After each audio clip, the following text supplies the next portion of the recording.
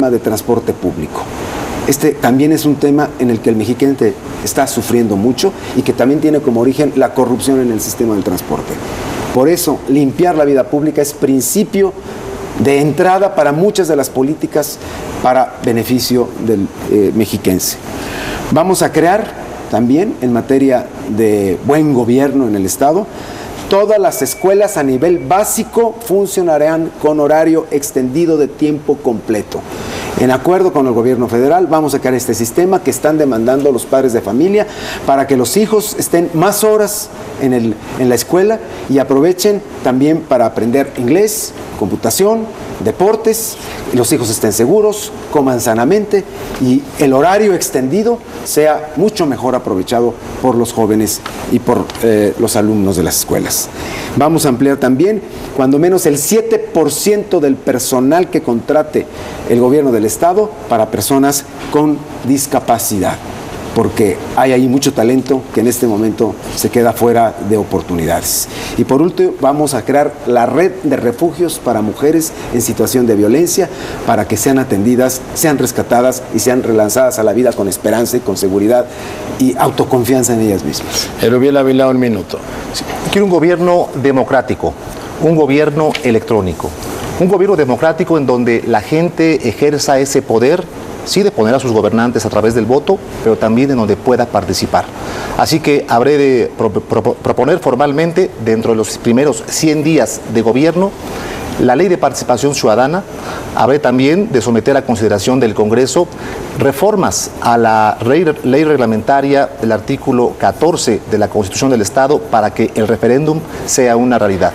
También haré y consolidaré el gobierno electrónico.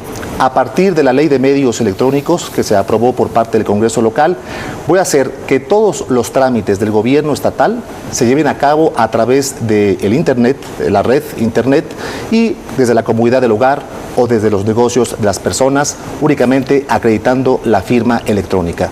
Sí se puede hacer un gobierno moderno, eficaz, eliminando inclusive trámites innecesarios.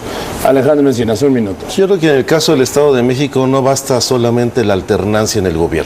Se necesita un cambio de régimen político en donde puedan restablecerse nuevas relaciones con la sociedad a partir de principios básicos en un gobierno con ética, con valores y con principios.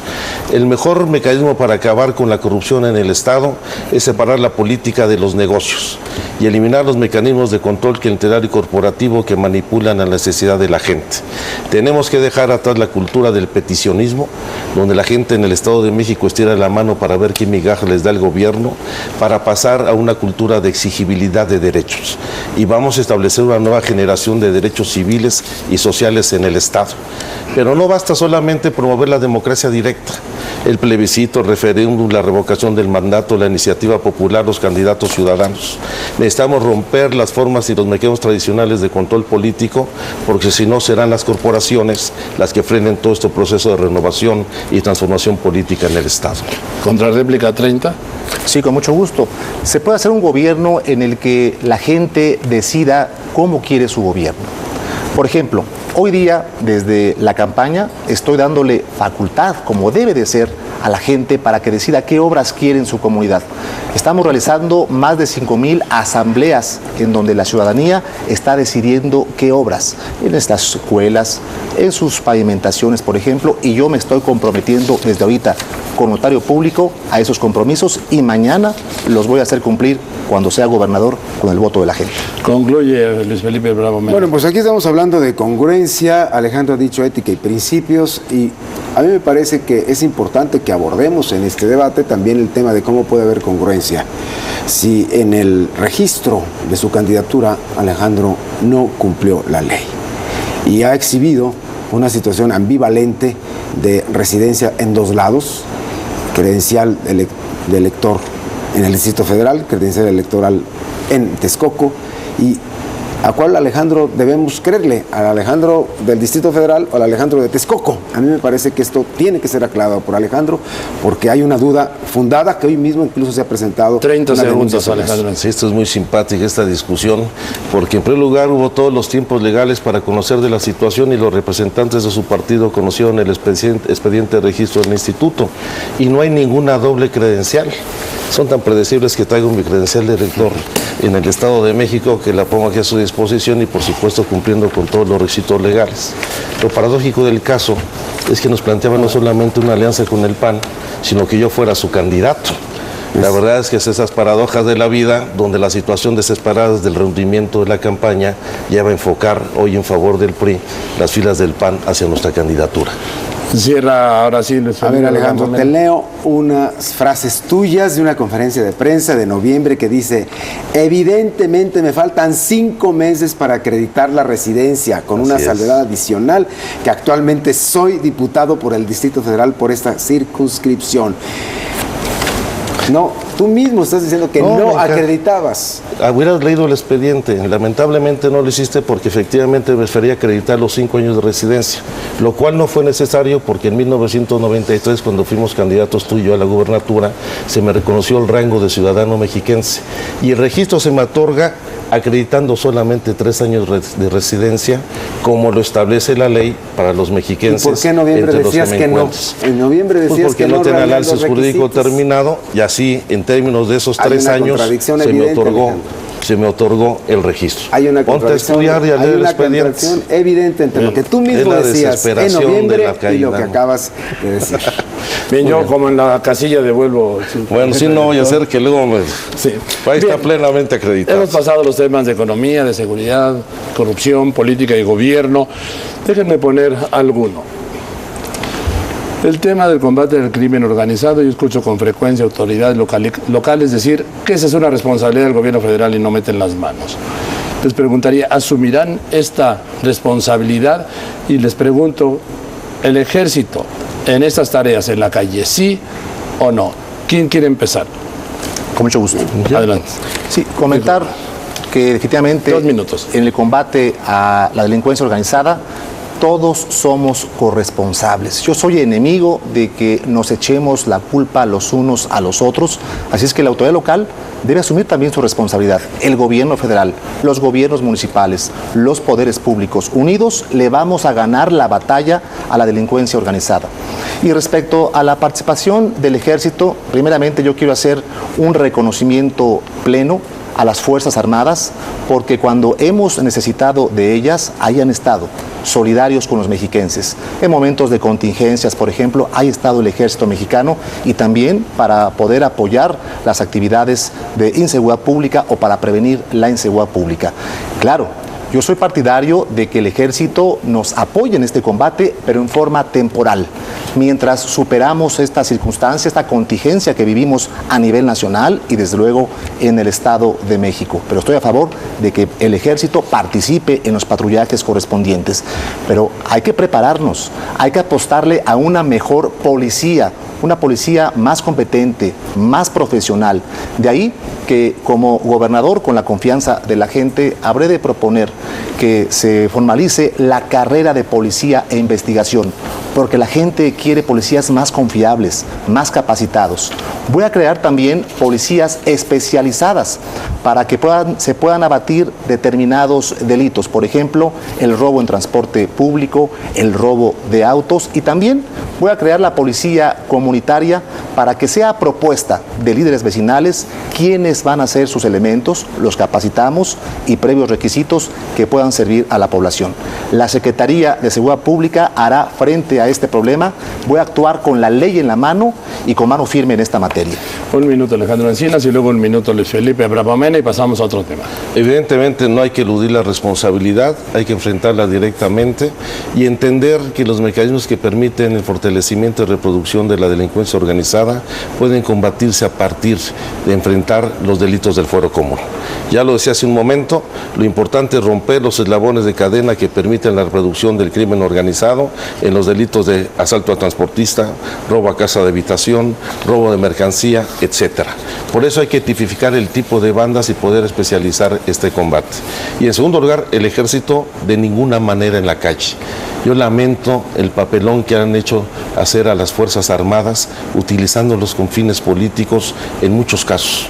En el caso no solamente reciente lo que pasó en Baja California, sino cómo se han utilizado las instituciones para afectar políticamente a quien no está de acuerdo con quien encabeza la autoridad. Eso tiene que erradicarse y debe ser la autoridad civil quien cumpla con su responsabilidad de resguardar la seguridad de los ciudadanos. Luis Felipe Bravo Mena, un minuto, por favor. Bueno, creo que en principio cada quien tiene que cumplir su responsabilidad a tope.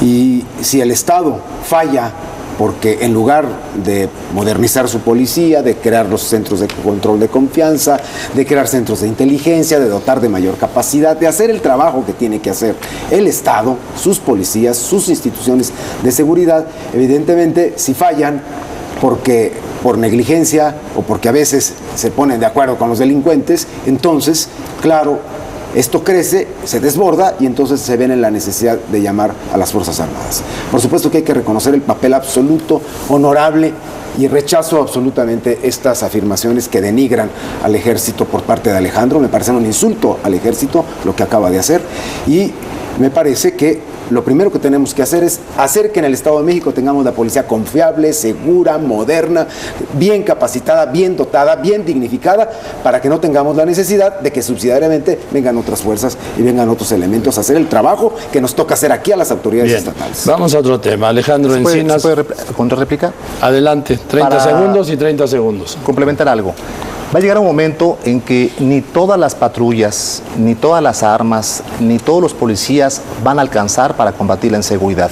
Es necesario también atender el tejido social, invertirle más en educación, en cultura, en recreación, en deporte, en oportunidades a los jóvenes, en la medida en que a los jóvenes les demos oportunidades que puedan estudiar su preparatoria en la universidad, que hagan deporte. Estoy cierto que desde ahí estamos combatiendo la inseguridad.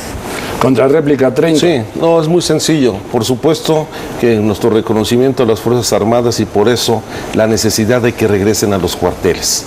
Lo que me refiero muy puntualmente es cómo lamentablemente se utilizó al ejército por primera vez en una acción judicial que tenía un impacto político.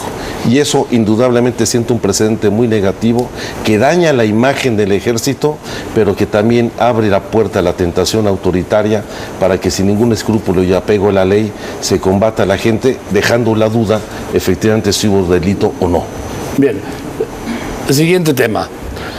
A ver, homologación legislativa de los temas sociales que se han aprobado en el Distrito Federal, interrupción del aborto hasta 12 semanas, matrimonios entre personas del mismo sexo y su derecho a adoptar, muerte digna, subrogación del vientre materno.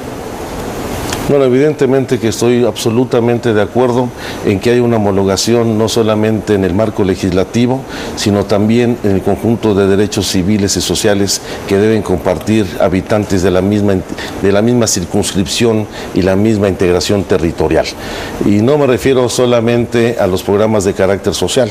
Es inaceptable que pasando una línea fronteriza los ciudadanos tengan derechos en el Distrito Federal distintos a los habitantes del Estado de México. La pensión alimentaria para adultos mayores, los útiles y uniformes escolares gratuitos, la ley de seguro del desempleo, las becas para los estudiantes de preparatoria, los comedores populares y un conjunto de derechos en donde no puede diferenciarse habitantes de la misma integración territorial, las mismas zonas metropolitanas y las mismas entidades que comparten una vida totalmente interdependiente. Y por supuesto que hay que llevar a la discusión los nuevos derechos civiles respetando las garantías individuales de todos los ciudadanos. Aquí no puede ser objeto de discriminación absolutamente nadie por su preferencia sexual o por el ejercicio de su credo religioso. Y por supuesto en la interrupción del embarazo habrá que hacer una discusión muy amplia en el Estado, sabiendo que existen resistencias a este tema y será la discusión en el Congreso quien define esta situación. Luis Felipe Bravo Mena, un minuto. Yo creo que hay que separar claramente lo que son la ampliación de derechos sociales, la promoción de apoyos para el fortalecimiento de las familias, para el fortalecimiento de las economías, de las jefas madres de familia, de madres solteras, etcétera. Todo esto que son apoyos sociales, sin duda alguna podemos buscar la manera de que también en el Estado de México se puedan tener.